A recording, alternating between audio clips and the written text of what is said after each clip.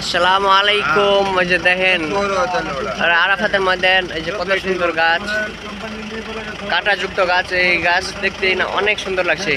এটা হচ্ছে আরাফাতের ময়দান।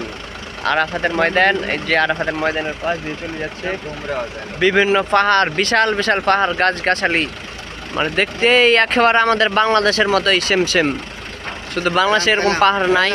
আর এই যে খালে দেখেন টাওয়ার টাওয়ার দেখেন, আর এই যে খালি চারি সাইডে গাছ গাছালি একেবারে বাংলাদেশের মতোই, মানে মনোরম পরিবেশ দেখে অনেকে পাগল হয়ে যাবে। যে এত সুন্দর পরিবেশ সৌদি আরবে, যে ট্রেনের লাইন পিছে আবার রাস্তা, আবার এই যে এখানে আমাদের কোম্পানির কাজ চলতেছে।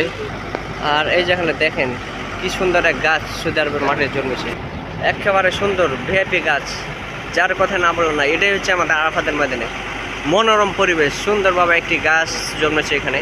শুধু এই গাছই না, এই জায়গায় আরও বিভিন্ন ধরনের গাছ গাছালি জন্মেছে। আবার এই যে আমাদের লোকজন এখন কাজ করবে, এই যে আমাদের পাকিস্তানি ভাই এই জায়গায় কাজ চলতেছে আমাদের আরাফাতের ময়দানে, বিশাল বড় প্রজেক্ট মিলেছে আমাদের কোম্পানিতে। আর এখানে যে টাওয়ার, এখানে আরাফাতের ময়দান মরুভূমি, এই জন্য এই জায়গা মানে টাওয়ারের নেটের সমস্যা, এই জন্য এখানে টাওয়ার তৈরি করা হয়েছে। আর এর পাশ দিয়ে চলে যাচ্ছে বড় বড় পাহাড়, গাছ গাছালি, যার কথা না বলে নয়। এগুলো মানে একেবারে মনোমুগ্ধকর এক পরিবেশ, না বললেই নাই। আর এই যে এখান থেকে ট্রেন চলে যাচ্ছে, এই যে ট্রেন, আরাফাতের ময়দানে ট্রেন চলছে, আবার নিচে রাস্তা। আর এখানে যে আমাদের লোকজন পাইপের কাজ করছে, পাইপের, এই যে এখানে আমাদের ভাই বাংলাদেশি। আর এই যে এখানে ট্রেন,